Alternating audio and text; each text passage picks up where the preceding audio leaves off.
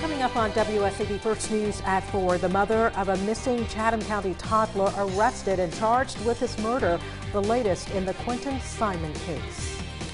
And the holiday travel frenzy is about to take off. We're on your side with some tips and tricks to make your trip a smooth one. Then health officials sounding a new alarm over a surge in respiratory viruses already pushing hospitals to the brink. How holiday gatherings are now at risk. It's 4 o'clock on WSAV, on your side. Now, WSAV presents First News at 4. Good afternoon, everyone. I'm Edward Moody. And I'm Tina Shaw. Thank you for joining us. We began this afternoon with the mother of a Chatham County toddler who went missing more than a month ago, now facing several charges, including murder. Leilani Simon was arrested and charged yesterday. Her 20-month-old son, Quentin Simon, was last seen alive back in early October. Police believe they found the child's remains in a local landfill where nearly a dozen federal agents from across the country have been searching for more than a month. Lead investigative reporter Brett Buffington is joining us live now from the Chatham County Detention Center and has more on this heartbreaking discovery and the next steps in the case. Brett.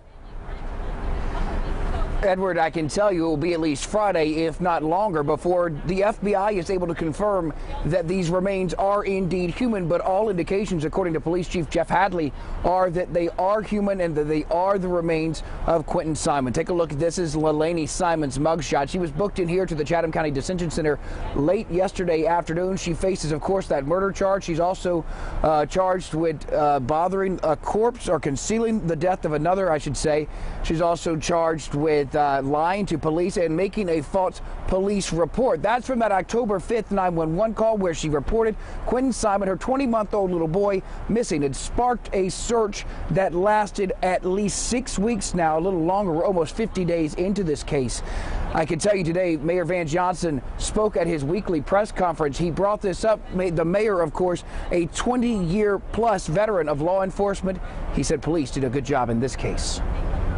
With the horrific conditions that only a landfill can have, but yet they stayed with it, they stuck with it until they were able to locate human remains, is a testament to the power of policing in this community. Leilani Simon remains here in the detention center without a bond. She was expected to have a bond hearing, a first appearance hearing, around 1:30 this afternoon. We have now learned from the Chatham County Police Department that that has been rescheduled for 11 o'clock tomorrow morning. We are live at the Chatham County Detention Center tonight. I'm Brett Buffington, WSAV News 3, on your side. All right, thank you, Brett, who's been on this case since day one. Now stay up to date with the very latest in this case. You can do that by heading to WSAV.com/Quentin Simon. There you will find a full timeline of the case and more of our exclusive content. Now, WSAV News 3 on your side weather with Storm Team 3 Viper Radar, powered by the Dozier Law Firm. Well, there was a brief period of time earlier this morning where we did have some sunshine in the coastal Empire and Low Country, but those clouds are back and they are going to stick around. As we take a live look with our Savannah cam, skies are overcast and occasionally you'll see a little glimpse of sunshine, but we're also tracking a few isolated showers as the rain is sticking right along the coast. It is milder today though, as we promised. It's now 64 degrees right now in Savannah. It is 65 in Beaufort, 67 in Rincon, and we have 68 degrees in Jessup. Most of us about 5 degrees warmer than what we were 24 hours ago. And in the Fastcast tonight, skies will stay mostly cloudy and we'll keep that 20% chance of a rain shower, dropping to 62 at 5. By 11, it drops to 58, and we hold steady for the most part during the overnight hours. So very latest on our Viper radar. Have a few rain showers hanging out right along the coast. And then we have moisture developing right over the Gulf of Mexico. When we zoom in, though, to the coastal Empire and Low Country, not a lot is happening. Occasionally, if you do see any bit of rain, it's mainly just a few sprinkles from time to time. But in the futurecast for the next 24 hours, skies will stay cloudy and we will keep that low chance of a rain shower. And this weather pattern isn't really going to change tomorrow. Throughout your Wednesday, Look for skies to stay mostly cloudy to overcast with that slight chance of a rain shower. The only difference is we're going to see tonight temperatures even milder than last night, because last night most of us did drop to lows in the 40s, but that's not the case tonight. 51 in Hampton, we'll see a low of 53 degrees. In Beaufort, also the same in Rincon, dropping to 54 degrees in Hinesville, 54 in Hazelhurst. Vidalia, you'll see a low of 52 degrees.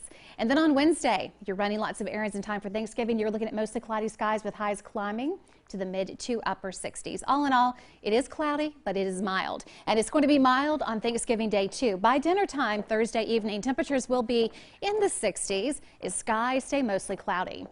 Now in the 7-day forecast, we are headed to highs in the 70s, especially on the warmer side Friday into the weekend, upper 60s, low 70s, with a 40% chance of a rain shower on Friday and again on Saturday. A lot of sunshine is expected to come back, though, next week on Monday and Tuesday. In tonight's time saver traffic, getting out of Savannah, not much of a delay at all. So Savannah to Puller along I-16, it's only taking about 13 minutes. And I'll have much more coming up in just a few. All right, Edward, back to you. All right, Chris, thank you.